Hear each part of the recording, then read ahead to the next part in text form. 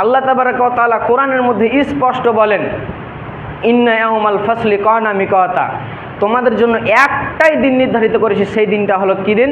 কিয়ামতের দিন। আমাদের সবাইকে কিয়ামতের দিন উপস্থিত থাকতে হবে। ওই দিন কেউ, একটা মহিলা, একটা ছোট্ট ছেলে, একটা কানা, একটা ন্যাংড়া, একটা বোকা মানুষ যে কবরে ঢুকে থাকবে, যে বলবে আমি কিয়ামতের দিন উপস্থিত হব না, এটা কোনো দিন হবে না। সবাই সেদিন উপস্থিত থাকবে। বন্ধুরে, যখন একটা মাইয়াতকে কবরে শোয়ানো হয়, ইজা উদিয়াল মাইয়াতু ফিল কাবারিহা, যখন মাইয়াতটাকে কবরে শোয়ানো হয়, আতাহু মালাকানে, তার প্রতি দুইটা ফেরেশতা আসে, তার দুই পাজরে দুইটা ফেরেশতা এসে বসে রে।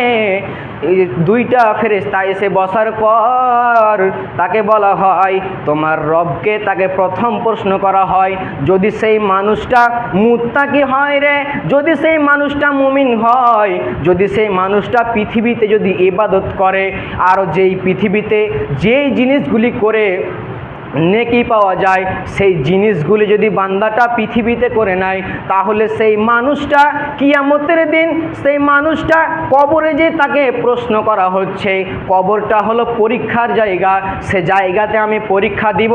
আর আমার যদি ফল ভালো হয়, যদি আমি পরীক্ষাতে পাস করে নিই, তাহলে সেই জায়গাতে আমার জায়গাতে আল্লাহ তাবারক ওয়া তাআলা বলছে, বিশ্বনবী তিনি বলছেন, যদি সেই মানুষটা মুমিন হয়, যদি সেই মানুষটা মুত্তাকি হয়, তাহলে কবরে যদি সে পাস করে নেয়, তার আগের দিকে একটা ফ্ল্যাটের মতো জান্নাতকে দেখিয়ে দেওয়া হয়।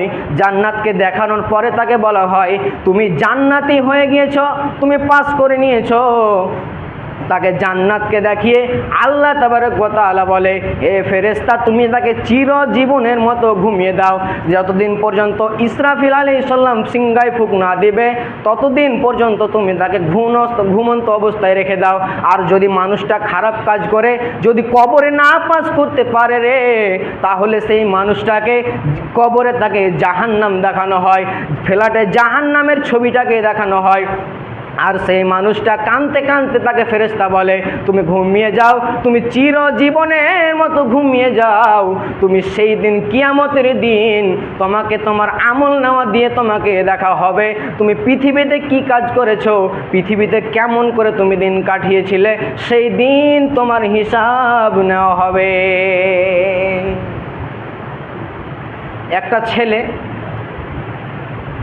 একটা ছেলে বড় জোয়ান ছেলে, সে কলকাতা ইউনিভার্সিটিতে পড়াশোনা করে। পড়াশোনা করতে করতে সে কিন্তু নামাজ পড়ে না, দুনিয়াবি শিক্ষা, ইলিম মানে এরকম কোরআনের শিক্ষা কিন্তু সে অর্জন করে না, দুনিয়াবি শিক্ষা সে অর্জন করছে। এবার সেই ছেলেটা ইউনিভার্সিটি থেকে বাড়ি এসছে, বুড়ি মা, 60 বছর হবে। সে মা তাকে বলছে বেটা নামাজ পড়, কবরে কি জবাব দিবি? তখন সে ছেলে বলছে মা কবরে কি এমন প্রশ্ন করা হবে যে আমি পারবো না? সেই ছেলে ওর মার কথার গুরুত্ব দিচ্ছে না। তখন আবার তাকে আসরে বলছে বেটা নামাজ পড়, কবরে কি জবাব দিবি তুই? সেই ছেলে কিন্তু তার মার কথা শুনছে না।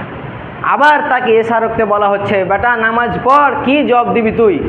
তখন সেই ছেলেটা তার পরের দিন জোহরতে তাকে আসরের নামাজের পর তখন মাকে বলছে মা কি এমন প্রশ্ন করা হবে?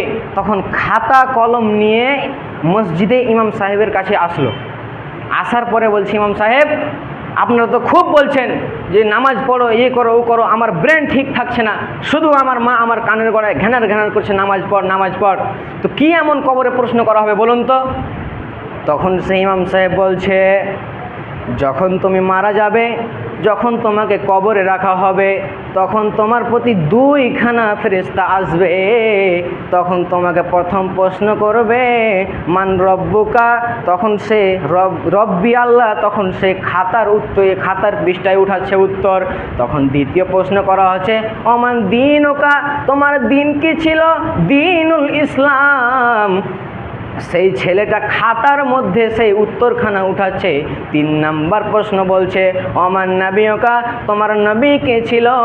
নবী মুহাম্মদুর রাসূলুল্লাহ সাল্লাল্লাহু আলাইহি সাল্লাম।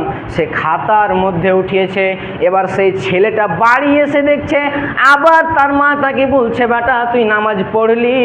তখন সেই ছেলে বলছে, মা নামাজ তো আমি পড়ি না, এই কবরে যে কি প্রশ্ন করা হবে এই 3খানা প্রশ্ন আমি মুখস্থ করে নিয়েছি।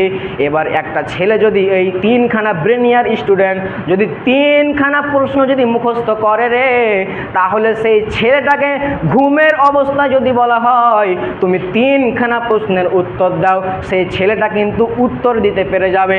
এবার ছেলেটা তার মাকে বলছে, মা আমার তো মুখস্থ আছে, তোমার কি মুখস্থ আছে রে?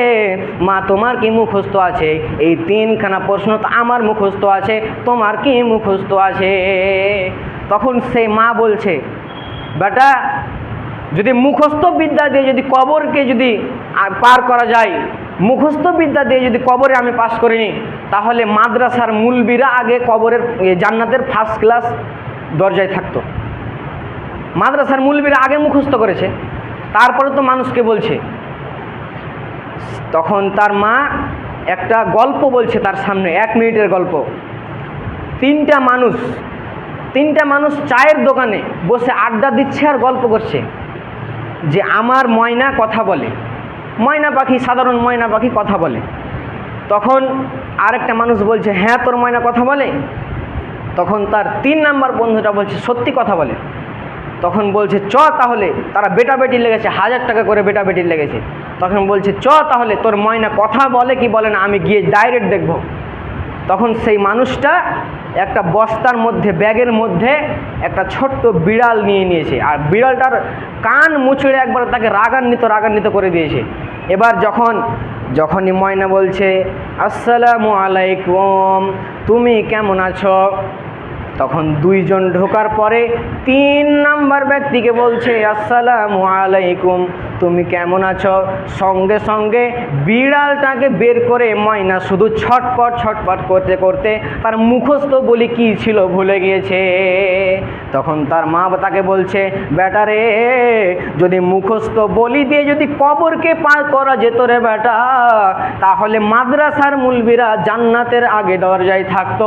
এই যে এইরকম এই ময়না পাখিটা এই বিড়ালকে দেখে তার মুখস্থ বলি ভুলে গিয়েছে, সেই রকম তোমাকে যখন কবরে 2খানা ফেরেশতা আসবে, ওই 2খানা ফেরেশতা কেমন, তার চক্ষুগুলি হবে নীল, তার মুখটা হবে কালো, তার চক্ষুগুলো হবে নীল, অনেক ভয়ঙ্কর ফেরেশতা হবে। সেই ভয়ঙ্কর ফেরেশতাগুলিকে দেখে তুমি তোমার মুখস্থ বলি ভুলে যাবে। এই জন্য এই পৃথিবীতে আমাদের কবরে পাস করার মতো আমাদেরকে নিজের ঈমান, নিজের আমল আমাদেরকে রেডি করতে হবে। এই দুনিয়াতে আমরা আছি ঠিক, কিন্তু কি ক্যাপাসিটিতে আমাদেরকে এই কবরে পার হতে হবে সেইটা আমরা জানি না। আমরা ঠিক জানি না যে কবরে কীরকম করে আমরা পার হব, মানুষকে কীরকম করে শাস্তি দেওয়া হয়। 2 জায়গাতে সালাম দিলে উত্তর পাওয়া যায় না।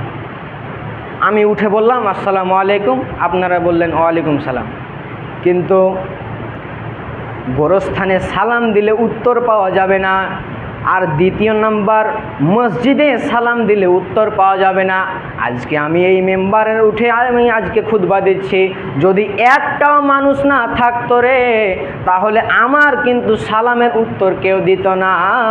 ওই জন্য বিশ্বনবী বলছেন, তোমরা কবরকে, তোমরা গোরস্থানে গিয়ে সালাম দাও, তোমরা আসসালামু ইয়া আহলাল কুবুর, তোমরা গোরস্থানে গিয়ে তোমরা সালাম দাও।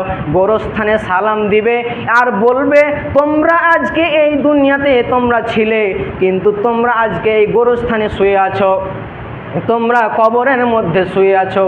এই জায়গাতে তোমরা আমাদের আগে এসেছো, কিন্তু আমরাও আসবো এটা স্বীকার করছি, তোমাদের পরে আমরাও কিন্তু এই কবরে চলে আসবো, এটা আমরা স্বীকার করছি।